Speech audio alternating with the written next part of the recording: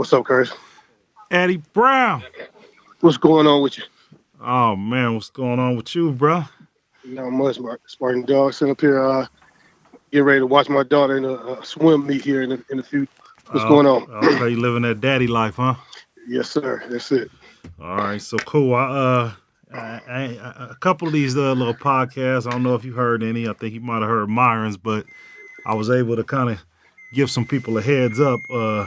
I got no notes on you, Mr. Eddie Brown, so we about to wing it.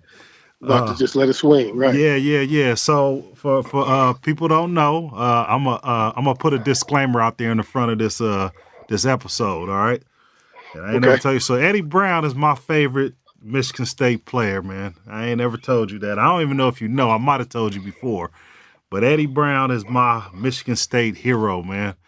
And as we get into the podcast, I'm gonna kind of tell people why, but I like to kind of start off like a regular conversation and stuff, and just kind of get an update as to, where you originally from, and where you at now, Eddie? Well, first of all, I appreciate it, man. I appreciate the compliment.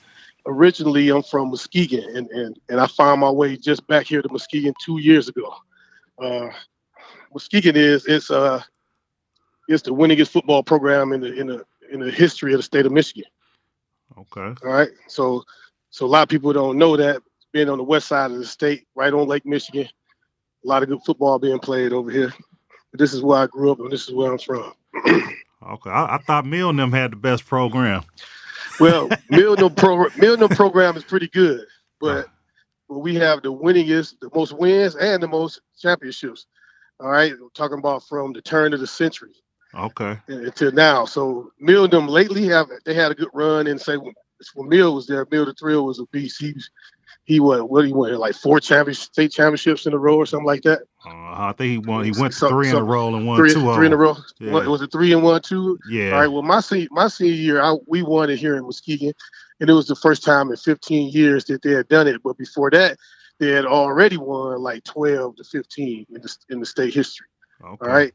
So then since my year, when they went on to win, I think 3 or 4 more, something like that. So we up to like 17, 18. Okay. So y'all that deal. Yes. Okay. All right. So now what are you doing now these days? What type of work or what you doing? Look, right now I'm a dean of students over at Moon Elementary School. All right. I just took that job here 2 years ago, but before that I was coaching college and professional football. Where were you coaching at? Well, after I got finished playing my years in arena football, I played 13.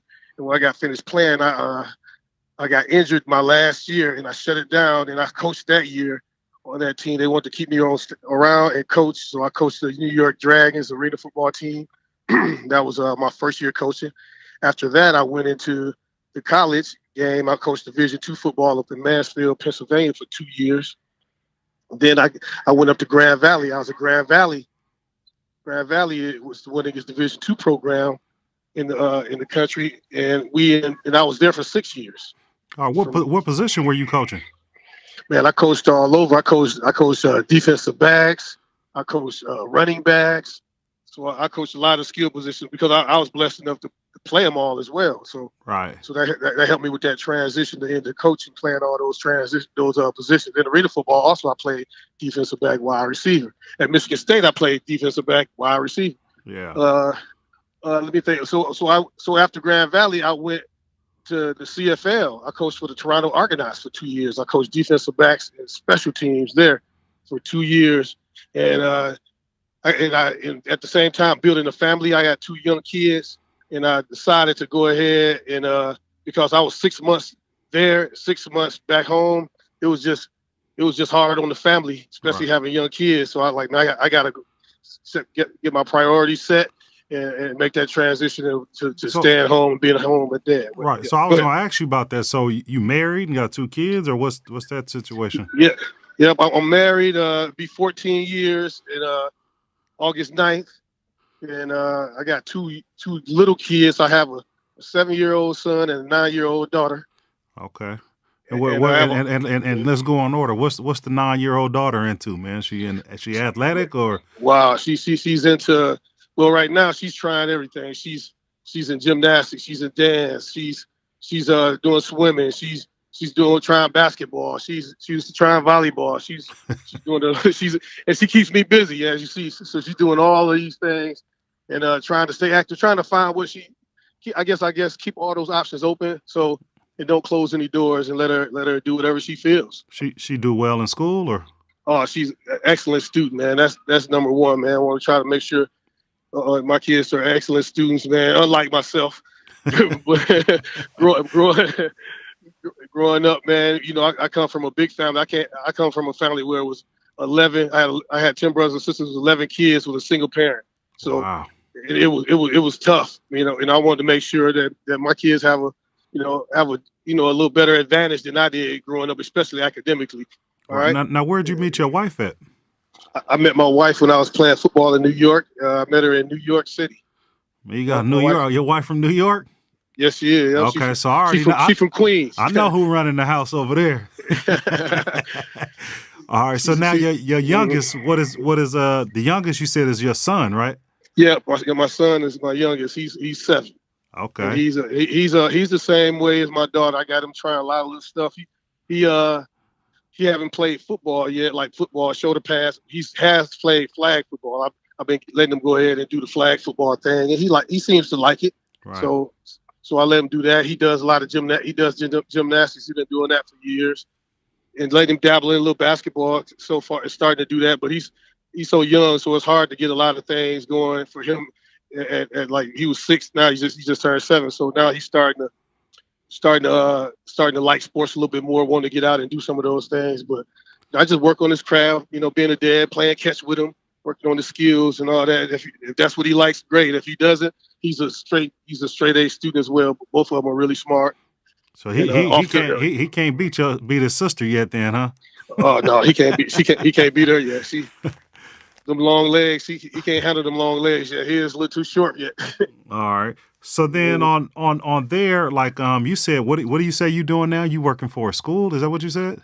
Yeah, man. I'm a dean of students at an elementary school. It's like assistant principal. It's me and our head principal, and she's a female, and I'm like the only male pretty much there. I just got another one of my buddies in, so that I have another male presence in the building. Mm-hmm. But it had been me with all of these women and all of these kids. It's like, I have to protect them all. And what my job is to make sure the school climate is in order, like from disciplining the students, from talking to the parents and any issues that goes along with that, and any teacher issues, parent-teacher issues. So all of those things I handle, and lunchroom, anything you could think about as far as the climate in a building, I handle that. So does your football background help you in dealing with that job, and how's that? It does, and it's just like a lot of it is organization and managing people.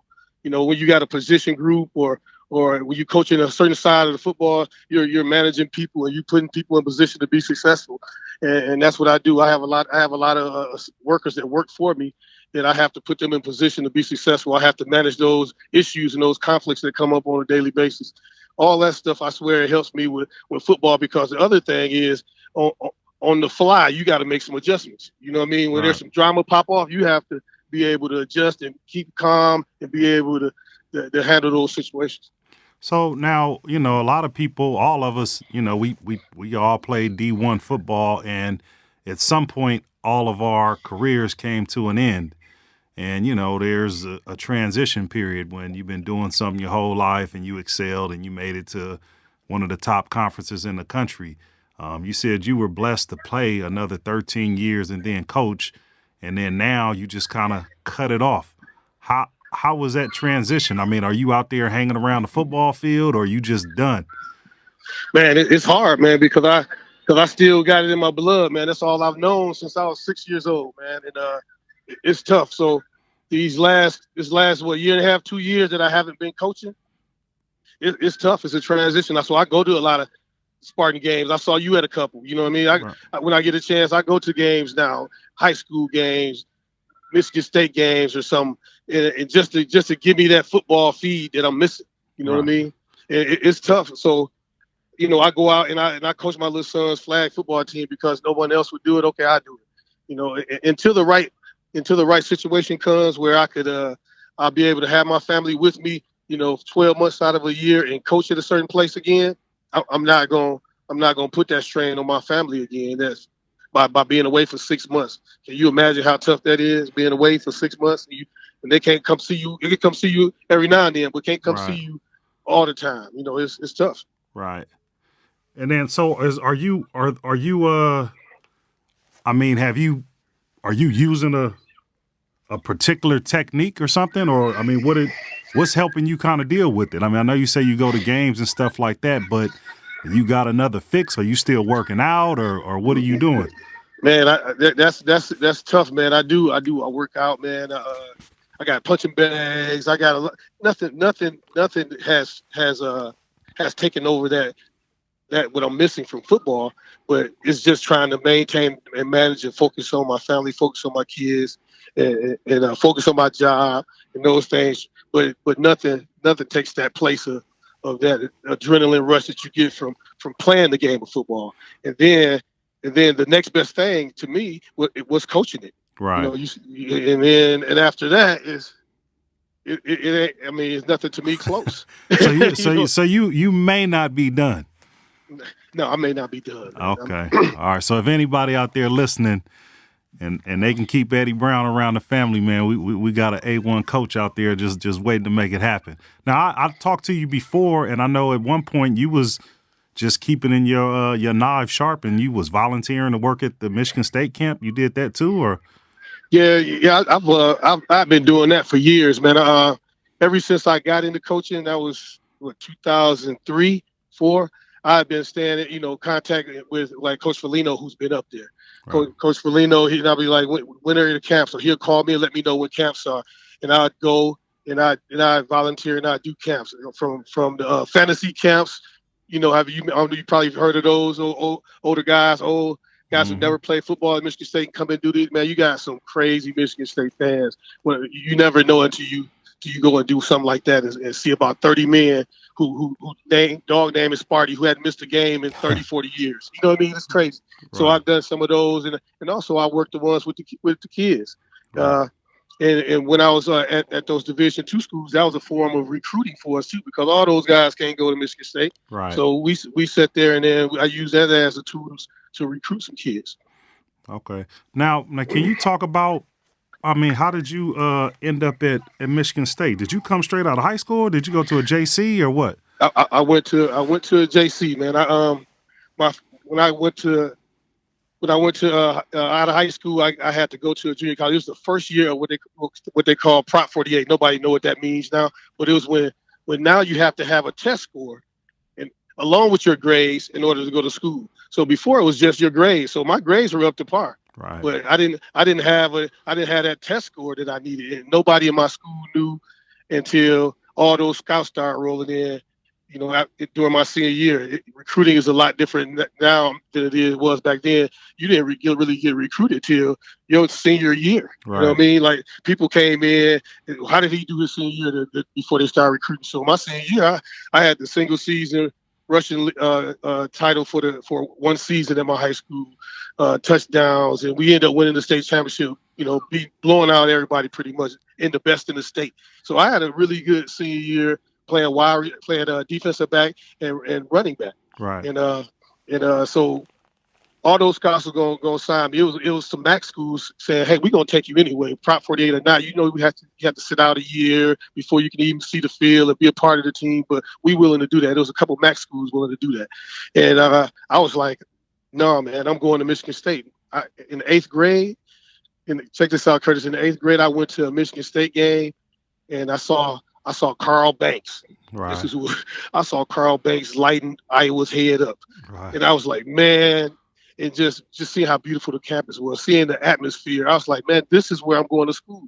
And nothing else changed my mind. When, Michigan come in, any of those other schools come in, my mind's made up. I know where I'm going. I know where my eyes on the prize was going to Michigan State. So when I had to go to a junior college, I went to Grand Rapids Junior College. They were trying to figure out where to play me again, running back or defensive back. I went there and I was an All-American running back there. in the 2 years, the JUCOs was flooded. Bobby Wilson was there, but Bobby Wilson, big D line, Yeah. he was in there. James Bradley, I played against all those guys in the junior college ranks. I just talked to James last week. I'm gonna have him on the show. Everybody gonna be surprised when I get him on. Crazy, man. That's crazy. I wonder what that cat doing. He's a wild guy, different cat. But though I played against him, I played against Bobby Wilson. We were all at Michigan State. We ended up all coming to Michigan State from the JUCO ranks, which is just wild. So I had, like I said, I ended up going that junior college route. We played the national championship game. My 2 years, we were really good. And so when you go to JC, you ended up starting right out of high school, or did you start? You have to earn your spot. The first game or two, I played behind this guy. He was like a 24-year-old dude, and I was like 18. And I played behind him. We kind of split carries, and I outshined him every game. Right. I have 150 yards on like 10 carries, and he got 20 carries for 100 or something. You know what I mean? It was like that. And next thing you know, when we get ready to play Bobby Wilson, NEO, and boom, you're the starter. And now it was just out of the blue. I didn't tell me nothing. Game day, I'm getting every carry, and he's sparing me. Right. And from then it took over. I went for probably about 200 yards that game, and it just carried on from there. And after my freshman year, he was like, "You can go wherever you want to go." He said, "Where you want to go?" I said, "I want to go to Michigan State." Like I said, 8th grade, that's my mind was set. So you only did 1 year? Yeah, no, I did 2 years. I went 2 years because I think at that time, because it was Prop 48 was fresh and new. Everybody was adjusting to it. I think you had to do 2 years once you went in JUCO ranks or something like that. So I did the 2 years, but the recruiting was crazy. It was no bearings. You know how you got rules in high school? Right. When you come to junior college, there's no rules. Really? I mean, you got coaches and sitting out there waiting after practice every day, waking you up in the morning, calling and offering you doing it. It got hectic, and coach was like, "I'm shutting this down, Eddie. You tell me where you want to go, and we can get back to playing football. This is where I want to go." So on then out of junior college, you didn't take any trips or visits and stuff like that, or? Nope, not out of junior college. In high school, I did. Not in junior college. After junior college, I was like, I know where I'm going, and and it was done. I didn't like the circus part of that recruiting thing that was going on. I didn't want to be a part of that. So did you have a relationship with Michigan State? I mean, I guess if you would have passed your SAT or SACT, were they recruiting you? You could have just went there? Yep, I could have went there. Yep. Okay. Yep. So it didn't happen, man. And like I didn't know, nobody in my school, like I said, knew about it until the second semester of my senior year. So I only had like 2 chances to take it. Right. Before it was like, okay, it's over. We got the same score twice, and okay, it's done. And right, you got to go. And the JUCOs was flooded. Everybody fell into the same thing that I fell into, especially the public schools, because they didn't know. Like a lot of those counselors didn't know. The counselor didn't even know. So then you get to Michigan State. So what do you have? 3 years to play too, or you just got 2 years? I played my first 2 years. I think I had 3 years to play too, but okay. I didn't redshirt. Okay. Crazy story. I came right in, and 1 week I never played wide receiver until I got to Michigan State, and in 1 week I'm starting. Really?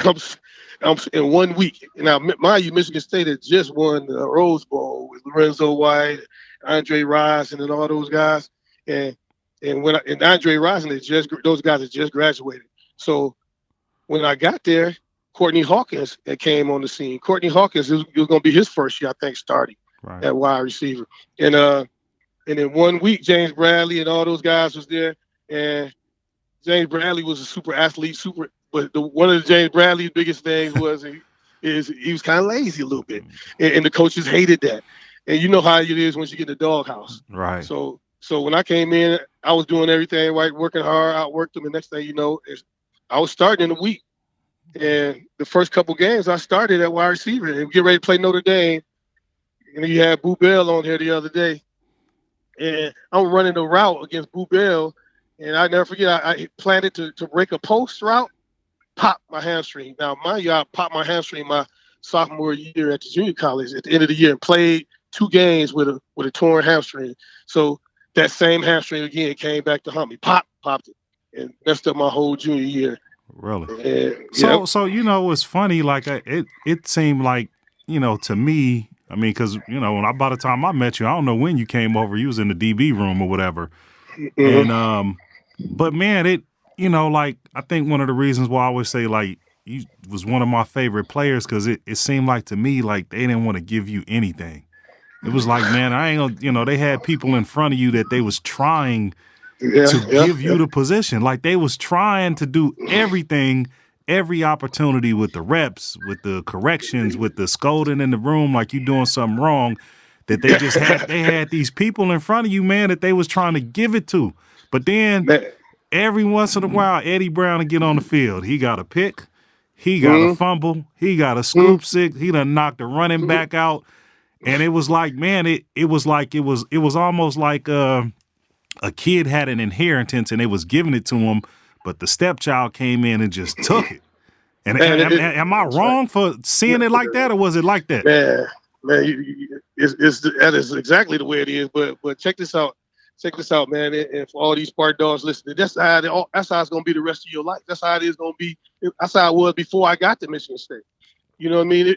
I've never been the chosen one. You know what I mean? Because I'm come from a family with 11 kids. My counselor told me he didn't think I was going to college. He thought I was going to the Army or something. Like he's been my counselor since 8th grade. Nobody had any faith in me.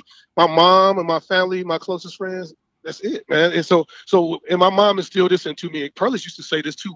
That's what I loved about him too. He would like work hard and keep your mouth shut, and good things will happen. Right. I firmly believe that, man. And so when all of that was going on, okay, you gonna give me one rep? With this one rep, I'm breaking somebody's back. With this one rep, you know what I mean? Give me this one rep and see. And next day, I'm getting 2 reps. And with those 2 reps, I'm breaking somebody's back. I'm flying around with intention to hurt someone. And if you don't play with that motive, and you lined up against me, you ain't got a chance. Like it's do or die. This is what I dreamed of do. I'm coming to Michigan State, and I said that in the 8th grade, and I meant it. And like the one thing that I really believed is when I got there, there's going to be some people in place. Right. You know, it was that way in high school. It was that way in college, in junior college. It's that way at Michigan State. It was that way in arena football. It's going to be somebody in place. You got to beat him out.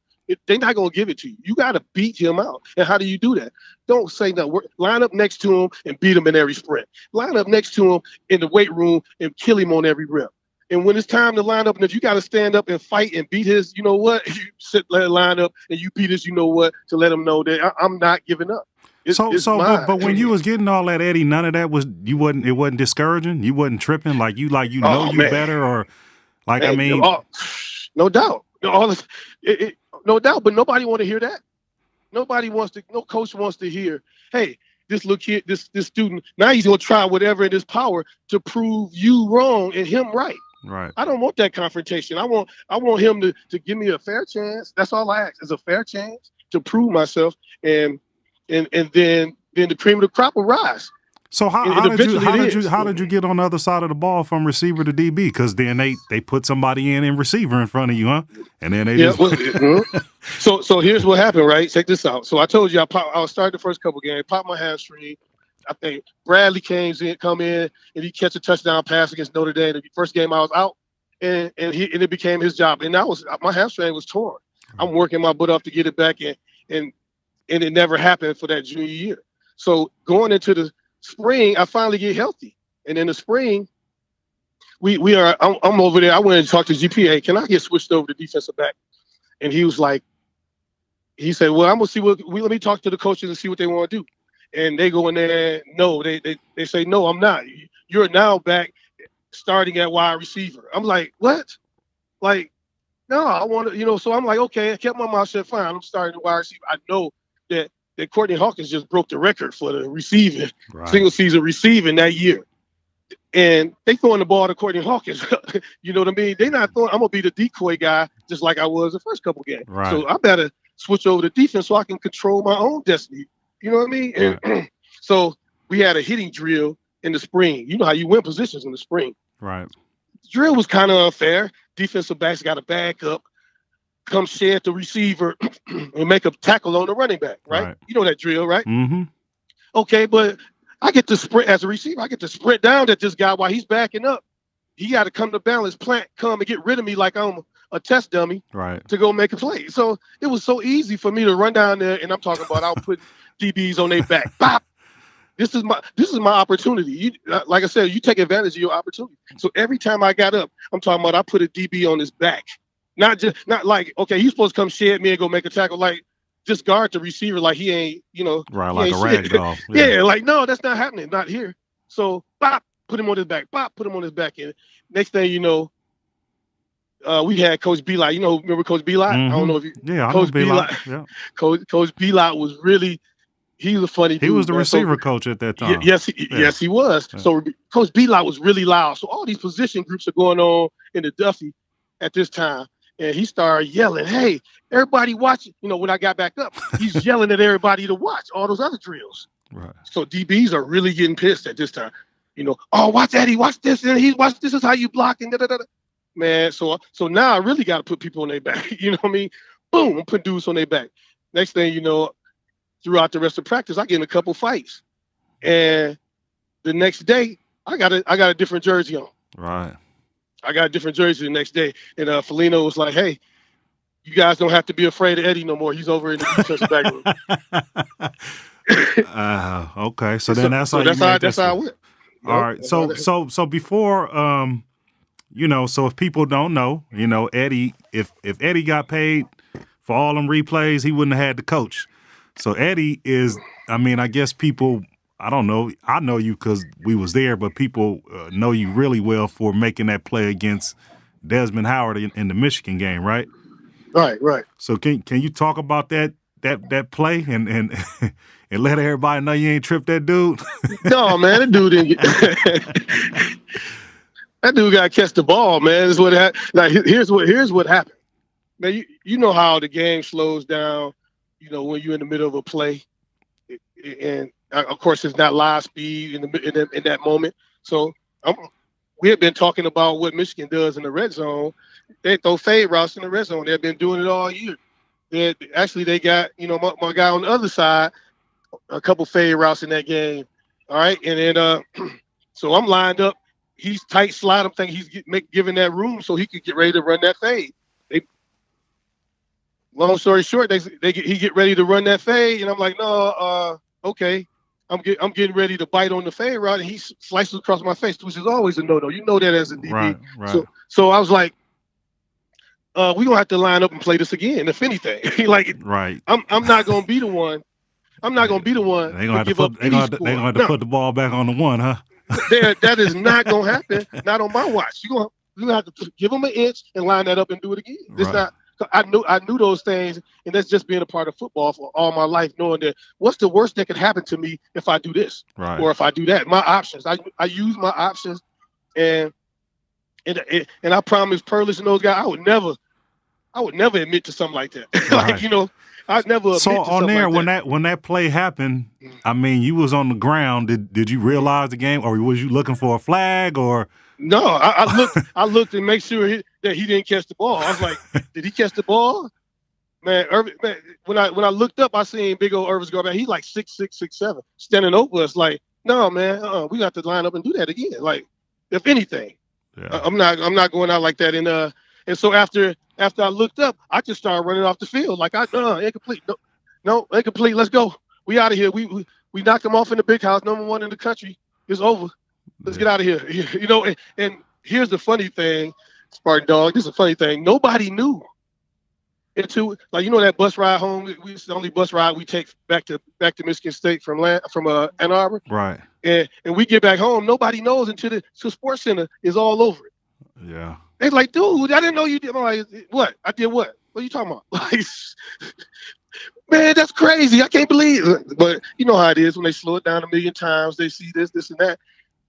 It's not happening. He got to push on me. I got to push on him. Like, here it is. Yeah, I want to personally thank you for, for all the girls that I slept with that night after that game when we was partying out in Elmwood, man. That was the best party on. I think Dixon was DJing or Carlos and them, and man, we partied like it wasn't nothing.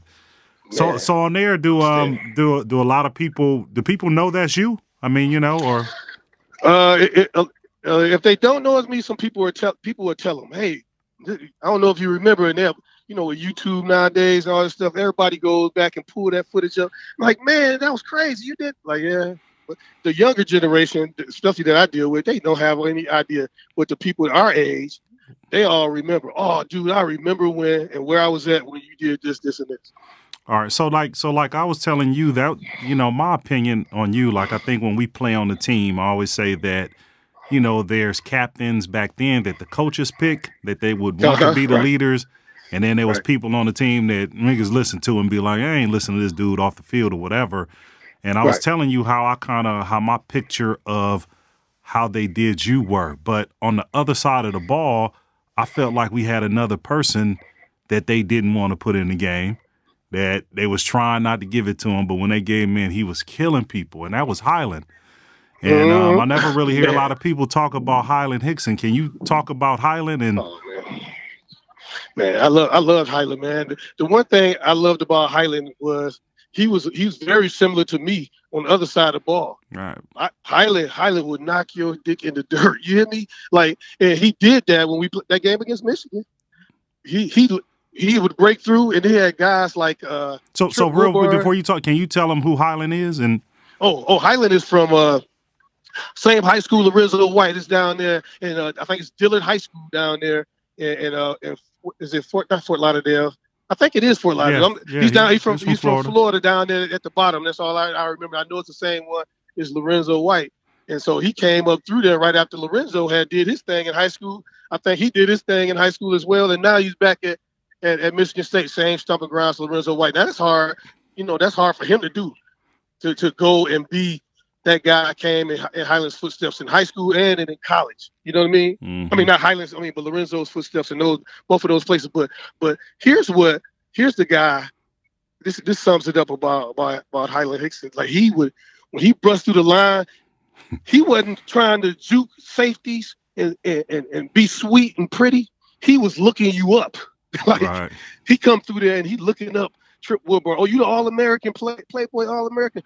Bop, ran him over, steps on him on the way.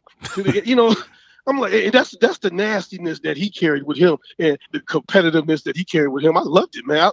And so I had much respect for him, man. And that's what he did. And he wasn't a guy about a bunch of words. Oh man, I'm better and I should be doing this and I should be doing that. He just lined up the next time and he did it again. Boom, he come through there and he's looking up Trip Woodburn, all them old whack safeties from Michigan.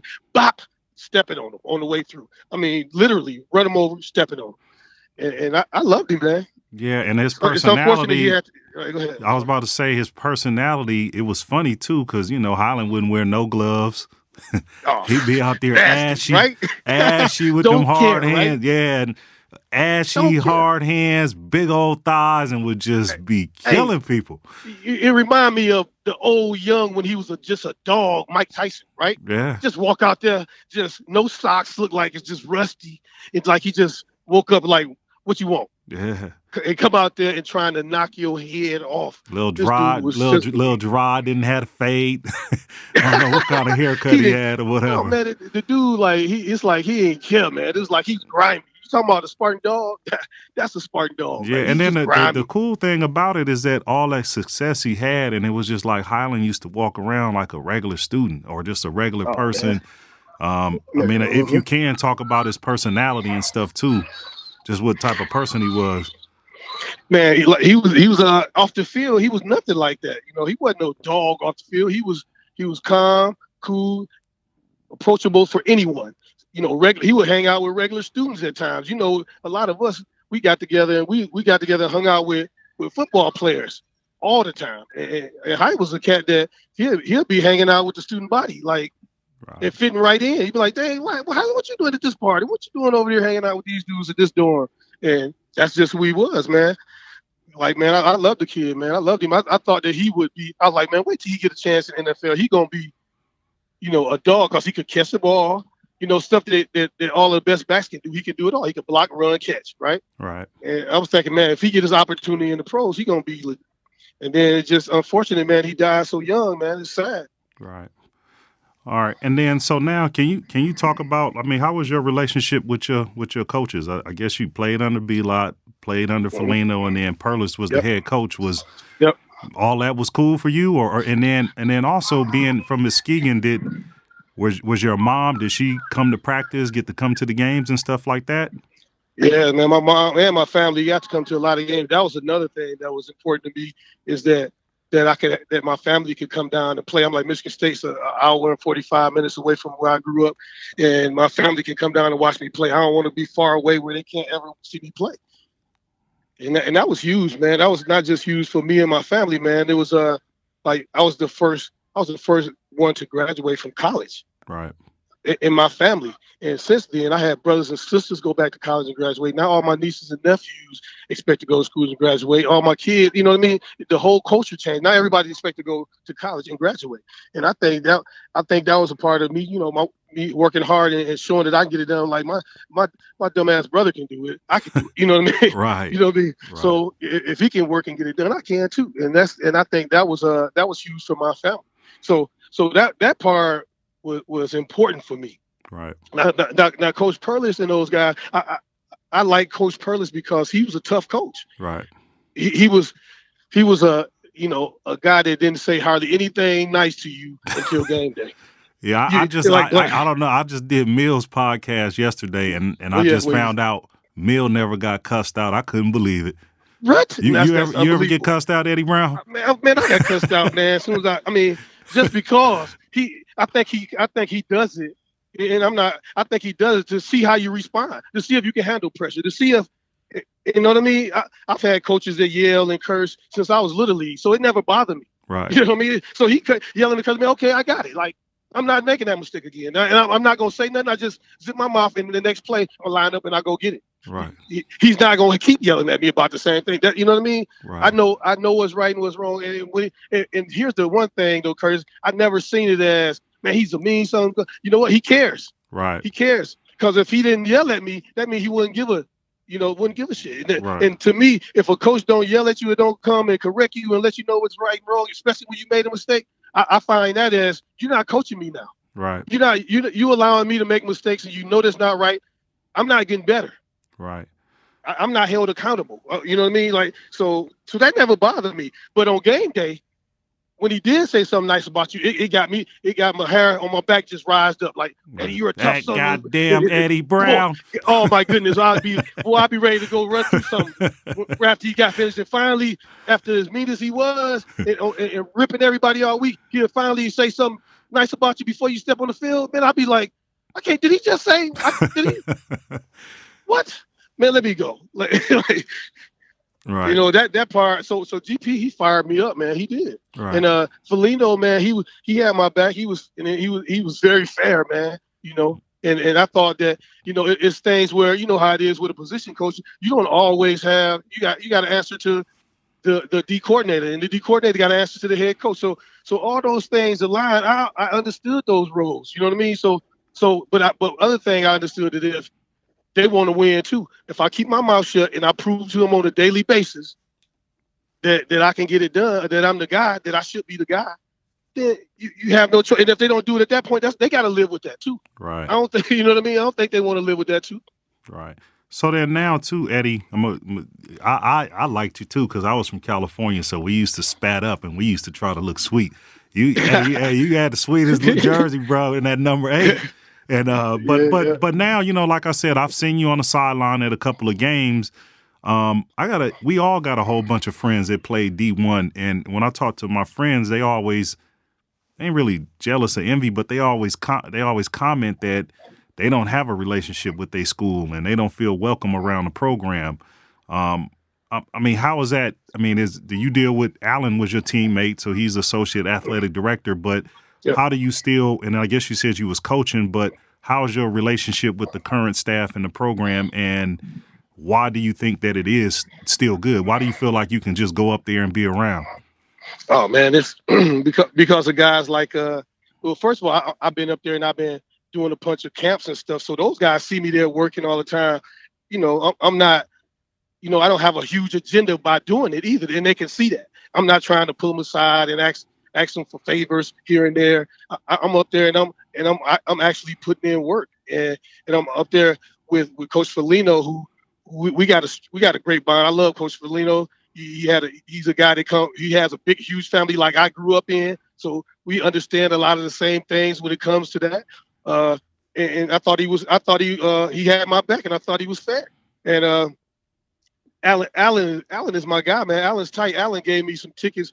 I have a little at the school I'm at now. I do a little mentoring there, of course, with some of the kids.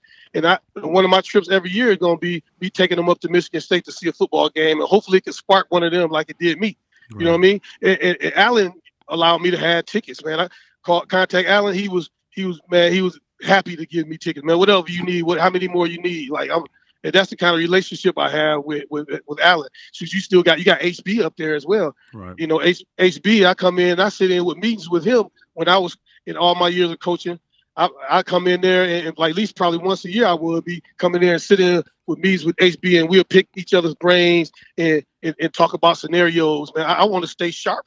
And HB is a D coordinator up there, been there for years. Like, you know, that's a great connection to have with him. So I got great connection with those guys, and when they see me, it's like love, man. It's like seeing your cousin you ain't seen in a while. You know, hey man, how you doing? They run over, they hug you. Like that relationship. I doubt you can get that anywhere else. Right. I don't always get that. Like I can't, you know, in places I've been before or since then. Right. You know, that's a brotherhood, and that's family, and it's genuine, man. It's real. That's what that Spartan Dawg mean, man. People can't use that loosely. Right. You got to mean that. Right. So that was going to be the next question. I always ask everybody. So what does that mean to you? That when you hear that term Spartan Dawg, I mean, what does it mean to you? When I hear that Spartan Dawg, it means all those things. It means family. It means this dude is genuine. He's real. Like nobody's invited into that family unless they have a certain character. You know what I mean? And I think when you're a Spartan Dawg, you got to have a certain character. You're not sedity, you're not bougie, you are a straight dog. You bite down on your mouthpiece and strike somebody if that's what you need to do. Right. And to me, that familyhood, that brotherhood, man, I love it, man. That's what I strive for. That's what I strive for my family to have. But you know what I mean? If you say, man, I want my kid to be, you know, those characteristics of a Spartan Dawg, that's what I want my son to be. You know, it don't have to be football, whatever it is in life. Those characteristics, I would love for my son to be that, and say, okay, he's a part of something like that. All right. And then, so Eddie, where if people want to, I don't know if you active on social media, if not, an email address, but where can people follow you and kind of see what you got going on? Wow. I'm not big on it, but I do have a Facebook account, and I have a Twitter account. And Facebook is Eddie Brown, and on Twitter it is eBrown8. You know, let me think. I think those are the two ones I'm on, and that's it. I haven't. I'm not all into the social media as much, but those are the two places I've been, and I got some stuff there. So. Yeah. All right, and then the last thing, I ain't get to run with y'all because y'all was older than me, but do you? Right. And you pretty serious or whatever, so I don't know if it's gonna work. But do you got any funny stories from your time at Michigan State? Man, that you can share. Some funny stories that I could share. Man, let me think. Funny. Oh yeah, I got one. Okay, it's probably more than this, but this is the one that first popped to my mind. We were playing Rutgers in New Jersey at the Meadowlands. All right, at the time Rutgers wasn't very good. Still, it was one of those. It was one of those warm up. I hate to rub it in on them, but it was one of those like warm up games. You know how it is. We had a MAC team and we had Rutgers. You know what I'm saying? Right. So we playing Rutgers in the hotel that we were in. What's his name is MC Hammer was staying in our hotel, and you know MC Hammer had this huge entourage. I'm talking about hundreds of people with him, really. Right. And so we had some guys that were staying on the same floor, some of them, and they were up. And brothers got word that they were up all night, like hanging out with this entourage and all these girls and stuff, right? So he was pissed off. Right? So we get ready to get on the bus in the morning. He has Hammer's entourage is lined up on each side of the bus as we walk in, shaking people's hands. Perlis was hot, right? So you could tell he didn't like it. You know how he just beat red. When he Right. turned red like that, you know he mad. He's hot. He didn't say nothing though. But we better play well. You know what I'm saying?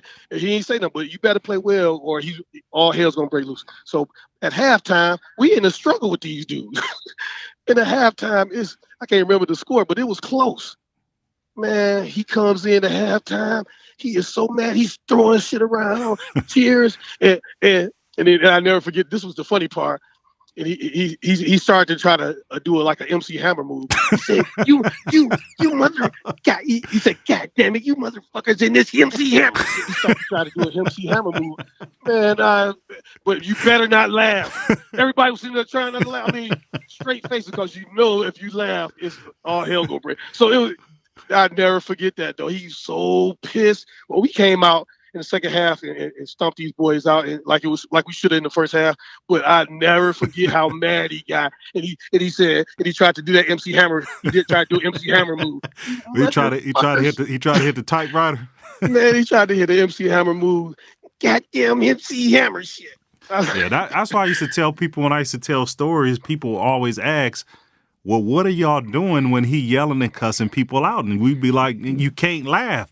Now, we go back in the locker room or in the dorm and tell jokes on everybody, but when he at it, everybody's sitting there and can't laugh. You know what I mean? You know how it is. Yeah. If he look at you and he see you smirk, and everybody get it. Like anybody in his wrath just getting it. So you have to be stone faced, and you have to be, suck it in. If you better have a good stone face, because if you don't and you start laughing. Yeah, and the last thing I'll say, that it's funny you said that. That's how I got kicked out of the Duffy for like 2 weeks. Jay, I ain't gonna say what he did, but Jay got in trouble. And Perlis, he was so hot, he called Jay over there, and I came over there with Jay, and I was sitting in the lobby. And he couldn't get in his office, so he just found the open office. I think he threw Foligno. I went in there and slammed the door. And all you hear him just cussing Jay out, right? And Jay walks out the office in front of Perlis, and he looking at me. And Perlis still cussing at him, but he can't see nothing but the back of Jay's head. So Jay is smiling.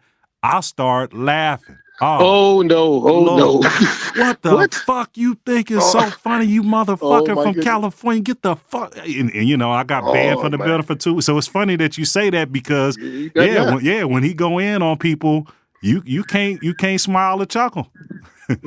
Yeah. It's funny, man. Yep.